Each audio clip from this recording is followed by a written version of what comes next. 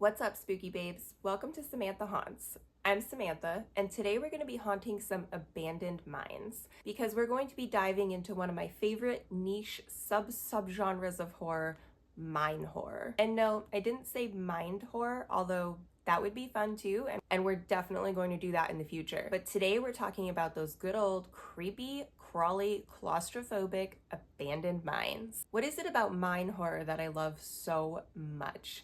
It is just the perfect setting for horror. Something about the darkness, the closeness, the constant threat of collapse, the concept of not knowing what might be down there with you. Mines are inherently so scary, so they're the perfect setting for a scary movie or book. Every character in a horror movie that has ever entered an abandoned mine has been followed in by the sound of my voice yelling, "No, don't go in there." They didn't listen. They never listen. So today I wanted to share with you 3 of my favorite mine horror books and 3 of my favorite mine horror movies. If you're only interested in the movies, I'll put a timestamp here so that you can skip ahead, but just be warned that you'll be missing out on some really creepy book recommendations. The first recommendation on my list is one you've definitely heard me talk about if you've been following me over on Instagram for any amount of time. That is Breathe In, Bleed Out by Brian McCauley. This book follows Hannah, who has been recovering from a harrowing incident that took the life of her fiance. The type of incident that, honestly, if it happened to me, you would never catch me in the great outdoors ever again, but she's trying. She's trying to get back to a normal life, and some of her friends convince her to go with them to a yoga and wellness retreat out in Joshua Tree. It's yoga and sound baths and meditation, and it'll be really good for her, right? At first, the retreat is okay, a little unconventional, but it's okay. Sometimes that's how these sorts of things are. But then things get really unconventional when everyone at the retreat starts dropping dead one by one at the hands of a mysterious slasher dressed as an old school miner, a local legend named Waylon Barlow. I think the chant the locals know is, "He'll hack you up without a trace, pick your bones and eat your face." Pick your bones and steal your face. Either way, something is happening to your face. Unlike some of the other recommendations on today's list, this one takes place less in the mine and more on the ground surrounding the mine, because the yoga retreat attendees may not have realized it at first, but this whole area used to be gold mines. Plus, the main slasher villain in this is a miner, and he's very Harry Warden coded. Even the name Waylon Barlow is a little Harry Warden coded, which is cool because Brian is always nodding to a lot of the classic slashers and horror films that shaped us growing up, and you can tell that he is a horror fan who writes for horror fans.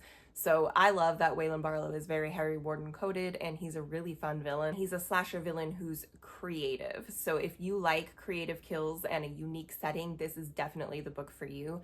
And again, I didn't know that we needed yoga horror until we got it. And now we have several pieces of yoga horror, and it's kind of having a little bit of a moment, and I'm loving it. This book is also really funny. Like all of Brian's books, he has a great sense of humor that he infuses into his work. And because this is based around a yoga and wellness retreat, the setting and the premise allowed for a lot of tongue-in-cheek commentary on the wellness industry, which was really funny. Breathe In, Bleed Out would be perfect for fans of In a Violent Nature, My Bloody Valentine, or Mind, Body, Spirit.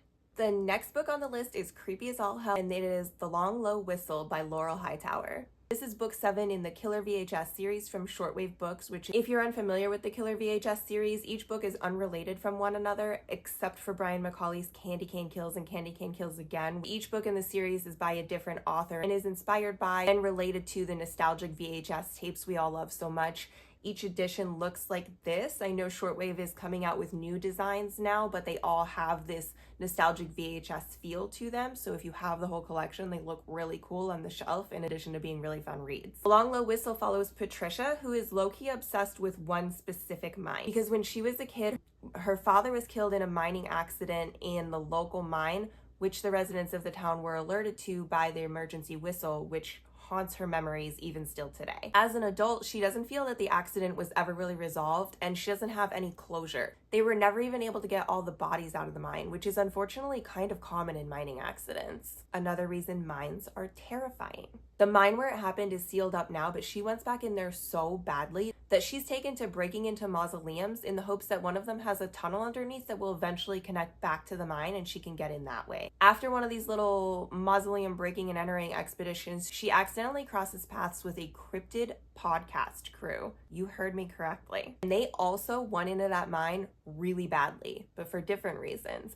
They've heard rumors that there's something down there, some kind of creature none of us have ever seen or could even comprehend. Patricia and the podcast crew decide that if they're both going to make this happen, they need each other. So they team up, and as a group, they finally get into the mine to investigate. And they probably wish they hadn't. They're not wrong. There is something down there. And now they're down there with it. Pretty soon they're fighting for their lives in this mine. They're wet, they're trapped, and something is hunting them. There are so many parts of this book where Laurel writes it so well that you can practically feel the mine closing in on you. You feel like you're in there with those tunnels squeezing in on you, confined to the tightness of this space, the darkness so deep that you can't even see your hand in front of your face. And there's so much water everywhere, and they have to swim through it, and it seems like they are doomed.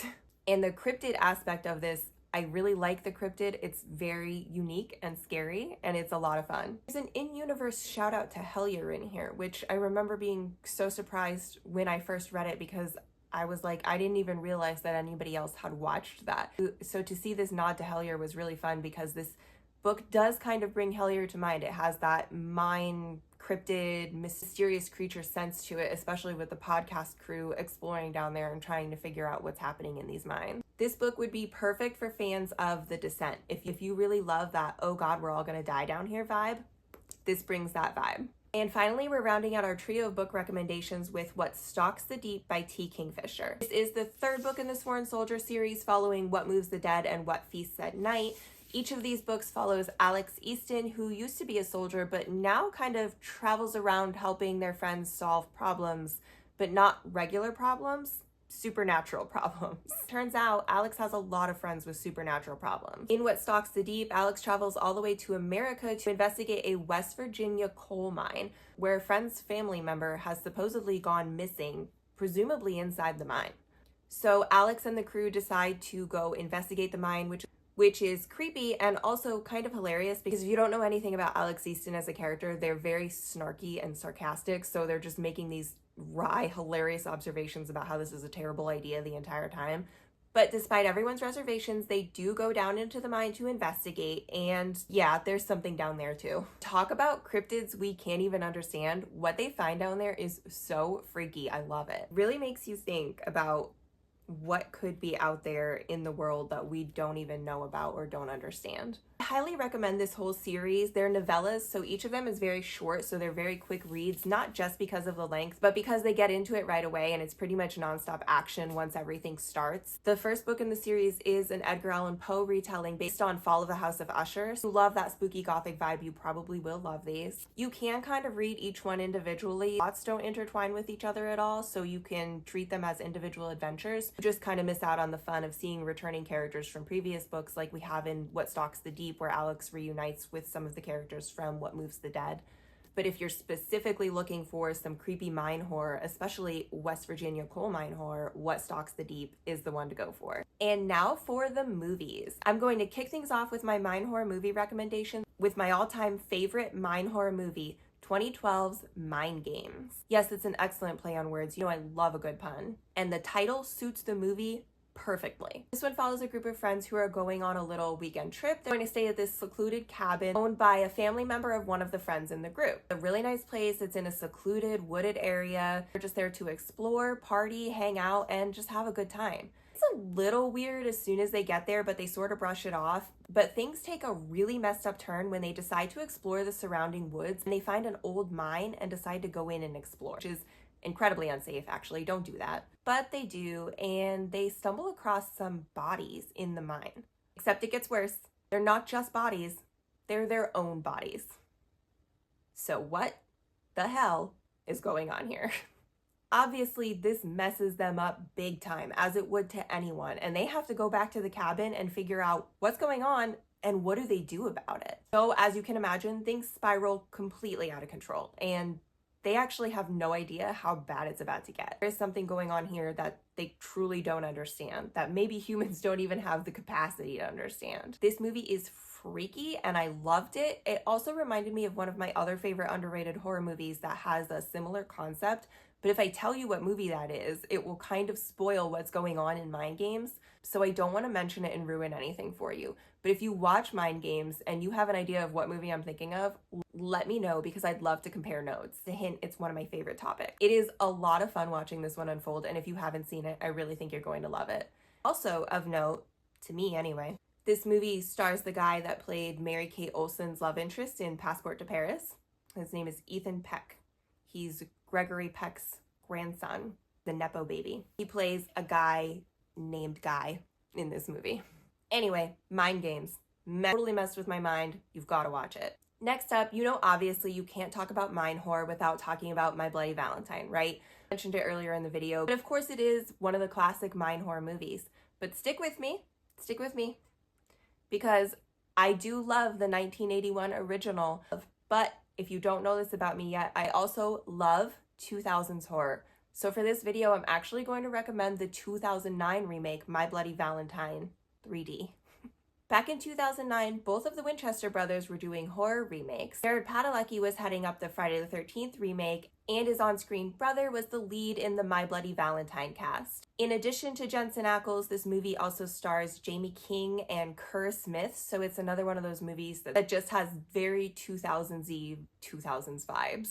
My Bloody Valentine follows Jensen's character Tom as he returns to his hometown following the death of his father. Tom has a complicated past with his hometown, including the fact that he was one of only a few survivors of the Valentine's Day massacre committed by Harry Warden 10 years ago. Tom's returning to town following the passing of his father in order to sell off the mine that his family owns. And wouldn't you know it, it's Valentine's Day again.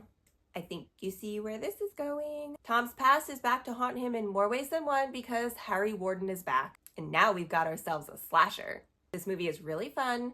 It's a fun concept, fun mind horror, and the kills in this one are really over the top and bloody and gory and fun because remember, they were filming this for 3D, so we get to be a little extra here. As an added bonus, in addition to the main characters, you also get treated to 80s Scream King Tom Atkins from movies like The Fog, or one of my personal favorites, Halloween 3 Season of the Witch. Returns in this to play the kind of world-weary retired Sheriff Burke. And for my final recommendation, I just have to remind you, in addition to 2000s horror, another thing I really love is So Bad They're Good type movies. Today I accidentally stumbled into a mind horror movie that kind of falls into the category of So Bad It's Good in a charming way. My third recommendation is 2012's Abandoned Mine, but note I've also seen this movie referred to as just The Mine. Depending on what platform you see it on, it's titled both ways. So same movie, two titles. This has the best setting, not just in place, but also in time, because it's set in a creepy abandoned mine and